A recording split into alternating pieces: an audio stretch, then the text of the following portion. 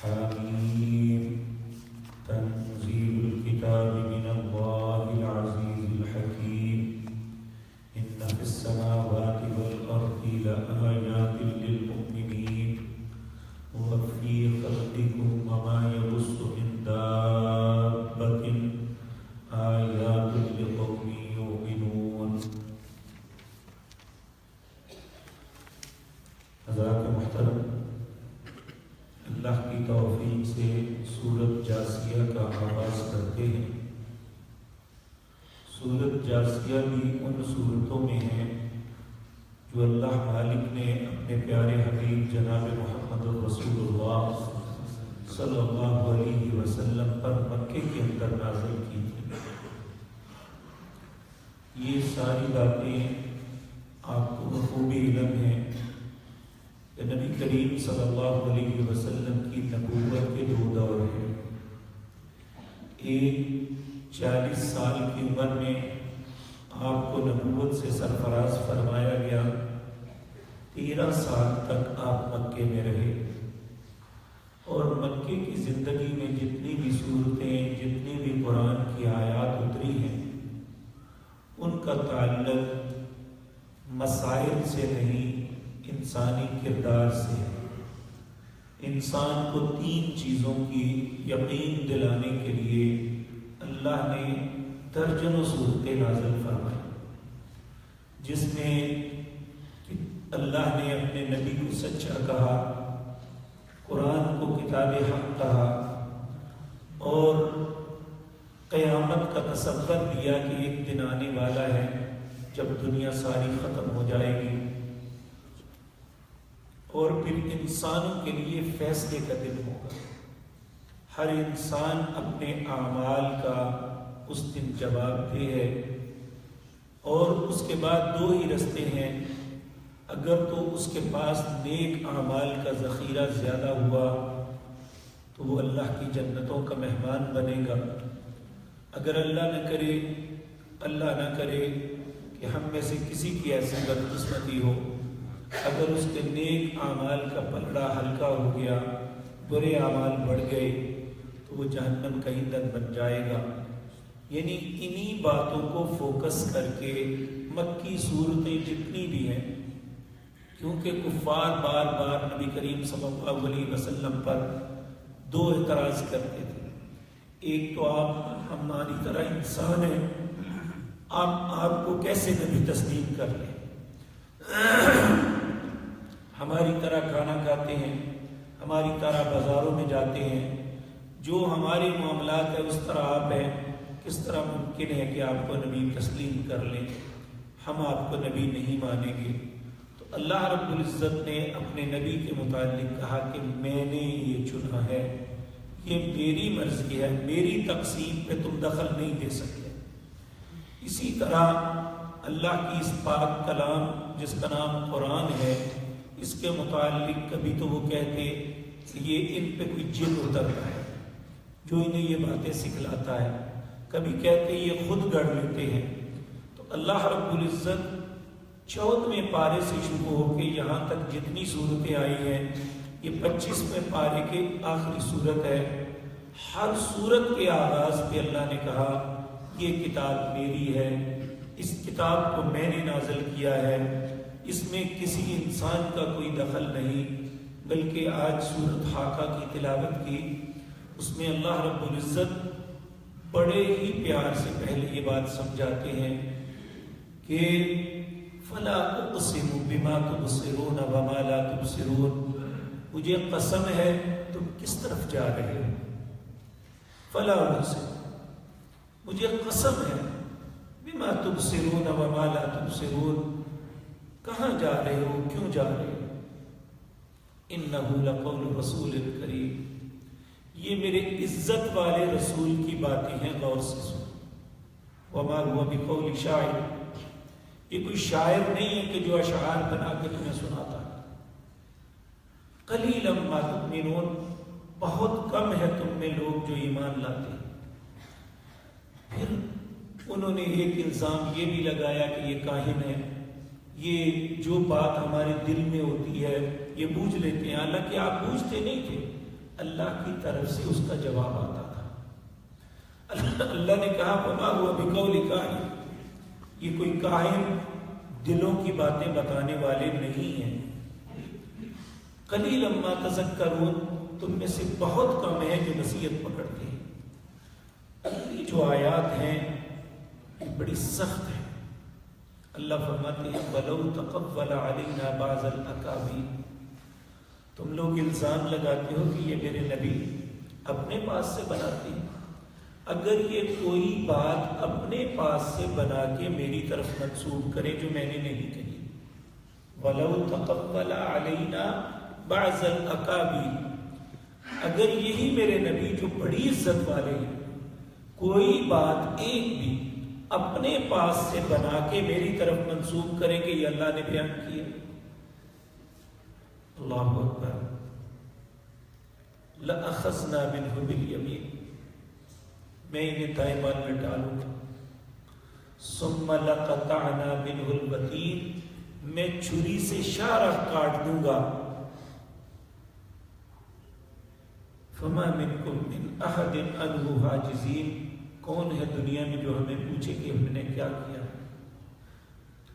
تو اگر اللہ نے یہ بڑی سخت کلام کی ہے کہ کسی کی ضرورت نہیں ہے کہ وہ میری طرف بات منسوب کرے، چیے جائے کہ میرا نبی ایسا کرے، ایسا نہیں ہو سکتا۔ اس سورت کا آغاز بھی حامیم حروف مقطعات سے شروع ہوتا ہے، اللہ عالم بمرادہ، ان لفظوں کی مراد یہ دو ہا اور میم، اس کی مراد اللہ جانتا ہے اس کا معنی کیا ہے۔ پھر اللہ فرماتے ہیں تنزیل الکتاب، یہ کتاب ہم نے تنزیل آہستہ آہستہ نازل کی ہے۔ پہلے جتنی بھی کتابیں آتی تھی، تورات اتری، اللہ نے موسیٰ علیہ السلام کو کوہ طور پہ بلایا، 40 دن تک وہاں عبادت کرتے رہے، پھر اللہ کی طرف سے تختیوں کی صورت میں یہ کتاب آپ کو دے دی گئی اور کہا خذوا ما آتیناکم بقوۃ، یہ لو میری کتاب، مضبوطی کے ساتھ اسے پکڑ اور اس پہ عمل کرو۔ اور یاد رکھیے جب موسیٰ علیہ السلام 40 دن کے بعد اپنی کتاب لے کے آئے تو آتے ہی بڑا عجیب منظر دیکھا۔ کیا دیکھتے ہیں کہ قوم اللہ کی عبادت کے بجائے ایک بچڑا بنا کے اس کو پوج رہے ہیں۔ آپ کے دل کو اتنا شدید رنج ہوا، آپ نے غصے کے اندر وہ کتاب جو آپ نے پکڑی ہوئی تھی اسے ایسے پھینکا اور اپنے بھائی ہارون کے سر کے بال اور داڑھی پکڑ لی، کہا یہ تم نے کیا کیا ہے، میرے بعد یہ کیا ہوا؟ انہوں نے کہا ہے میری ماں کے بیٹے میرے بال اور داڑھی چھوڑ دے، یہ ہمارا تماشا بنائیں کہ میری بات سن، میں کہتا رہا ہوں لیکن یہ اس طرف چلے گئے۔ تو اس وقت کچھ تختیاں ٹوٹ گئی۔ تو میرے عزیز بھائیو، اللہ کا پہلے طریقہ قانون یہی تھا کہ کتاب دیتے نبی کو، نبی اپنی قوم کے اندر لا کے کہتے یہ تمہاری ہدایت کے لیے ہے۔ لیکن قرآن کے متعلق جو اسلوب اللہ نے کیا وہ ساری کتابوں سے مختلف تھا۔ اللہ نے لوح محفوظ سے اپنے آسمان تک ایک دن میں لائے، پھر 23 سال کے اندر نبی کریم صلی اللہ علیہ وسلم کی زندگی میں نجمن نجمن آہستہ آہستہ جیسے جیسے باتیں ہوتی رہی ان کا جواب اللہ دیتے رہے۔ یہ قرآن کی ترتیب 23 سال کے اندر دنیا میں مکمل ہوئی تھی۔ ان میں پہلے 13 سال جو آیتیں نازل ہوئی وہ مکی ٹھہری، اور جو 10 سال بعد مدینہ منورہ میں نازل ہوئی انہیں مدنی آیات یا مدنی صورتیں کہا جاتا ہے۔ تو یہاں جو مکی صورتیں ہیں، آپ پچھلے 14ویں پارے سے جتنی بھی صورتیں ہیں ان کا آغاز اسی بات سے ہوتا ہے، یہ کتاب ہے، یہ اللہ کی طرف سے ہے، یہ قرآن ہے، یہ عربی میں نازل کیا، یہ اللہ کی طرف سے ہے۔ یہ ساری باتیں ہر صورت میں آ رہی ہے۔ اللہ یقین دلا رہا ہے اپنے بندوں کو کہ کوئی بھی قیامت کے دن یہ نہ کہے کہ ہمیں پتہ نہیں چلا۔ اس سورت کے آغاز میں بھی اللہ فرماتے ہیں تنزیل الکتاب، اسے نازل کیا ہے آہستہ آہستہ من اللہ، اس کتاب کو اللہ کی طرف سے، العزیز جو غالب ہے، الحکیم حکمت والا ہے، یعنی وہ اگر کچھ کرنا چاہے تو اسے کوئی نہیں روک سکتا۔ وہ اب نبی صلی اللہ علیہ وسلم نے فرمایا اگر اللہ کی نظروں میں اس دنیا و ما فیہا کی حقیقت ایک مچھر کے پر کے برابر بھی ہوتی تو اللہ اپنے کسی مخالف کو ایک گھونٹ پانی بھی نہ دیتا۔ اللہ کی دنیا کی اہمیت نہیں ہے، اللہ نے سارا کچھ آخرت پہ چھوڑا ہوا ہے، لیکن بعض اوقات جب انسان سرکشی کی انتہا کرتا ہے تو پھر اللہ اپنی قدرت دکھاتا ہے۔ اللہ رب العزت فرماتے ہیں وہ غالب ہے لیکن الحکیم، کام حکمت سے کرتا ہے، جذبات سے نہیں۔ اللہ رب العزت فرماتے ہیں ان فی السماوات والارض، بے شک آسمان اور زمین جو ہے اس کے اندر اوپر نیچے آیات، اتنی اللہ کی نشانیاں ہیں، لیکن کس کے لیے؟ للمومنین، جو ایمان لانے والا ہے۔ اب ایک آدمی یہ عہد کر لے کہ میں نے بات کو نہیں مانا، اسے کوئی منوا سکتا ہے؟ جب اس نے نیت کر لی ہے کہ کتنے ہی دلائل دے دیے جائیں میں نے نہیں مانا، اور یہ پرانے زمانوں کی بات بھی نہیں ہے، آج بھی یہی کیفیت ہے۔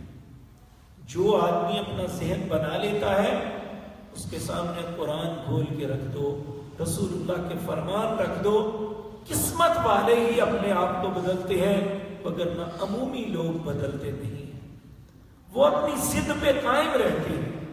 اور یہ بہت بڑی بدقسمتی ہے کہ انسان کے سامنے اللہ کی نشانیاں ہوں، اللہ کی آیات ہوں، اور ان کے اندر اس کے لیے صراط مستقیم کے دلائل دیے جائیں اور وہ انہیں تسلیم نہ کرے، کہتے ہیں ٹھیک ہے قرآن میں لکھا ہوگا اور ہمارا عقیدہ یہ ہے۔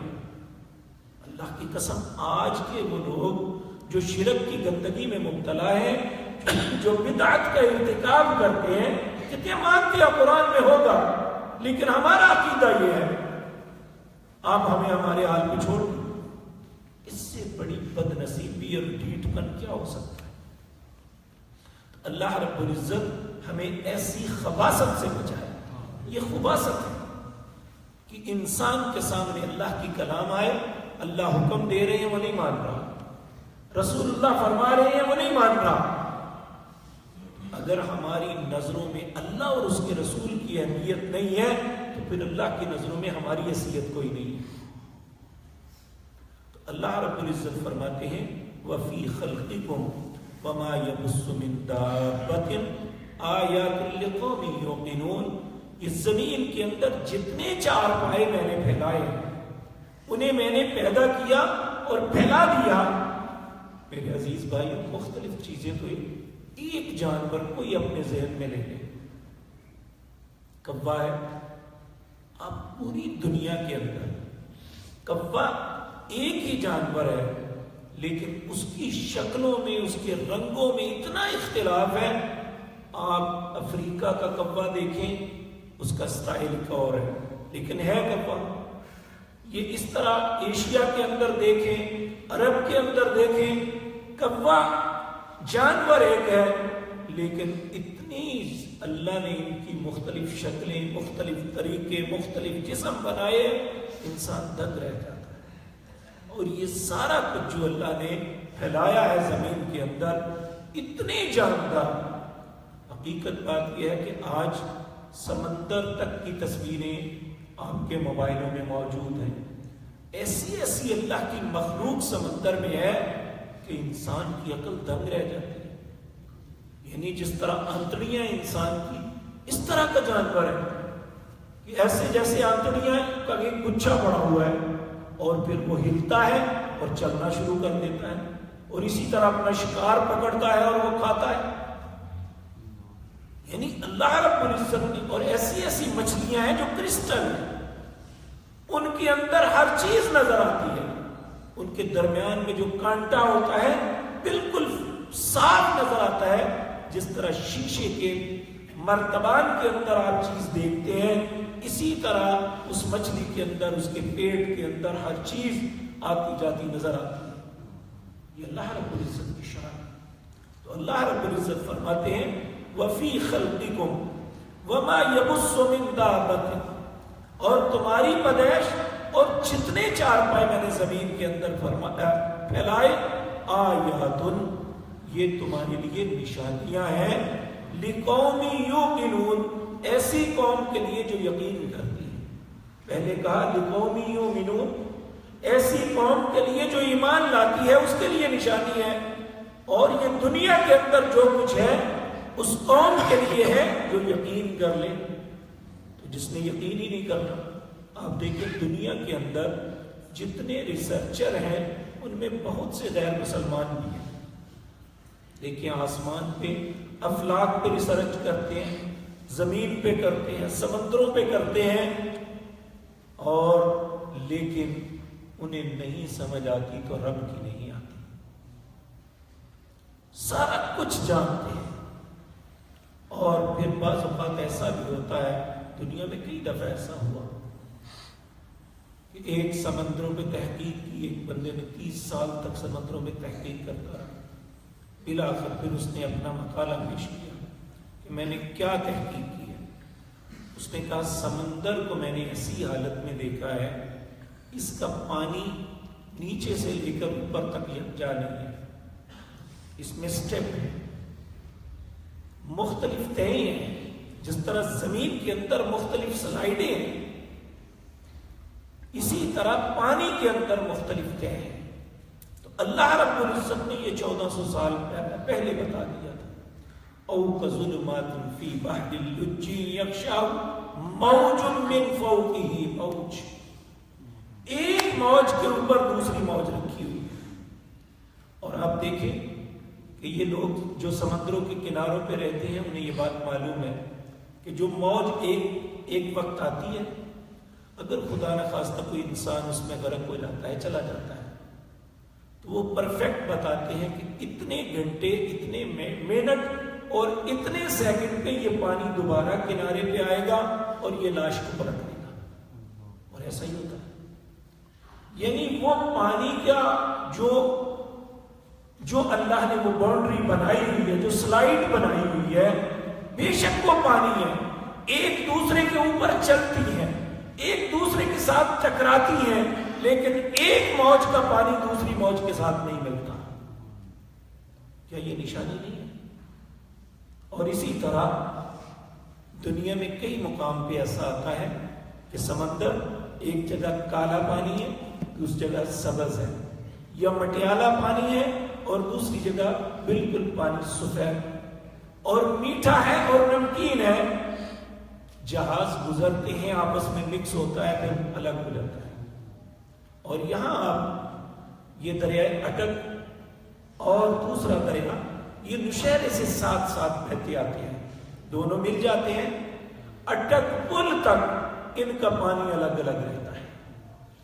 یعنی ایک طرف مٹیالہ پانی ہے، دوسری طرف گرینش ٹائپ پانی ہے، اور ساتھ ساتھ چل رہے ہیں، اور کئی میل تک، تقریباً 50-60 میل تک یہ پانی الگ الگ چلتے ہوئے آ رہے ہیں، آپس میں مکس نہیں ہو رہے۔ تو اسی طرح سمندر کے اندر اللہ رب العزت نے فرمایا کہ یہ موجیں میں نے بنائی ہوئی ہیں۔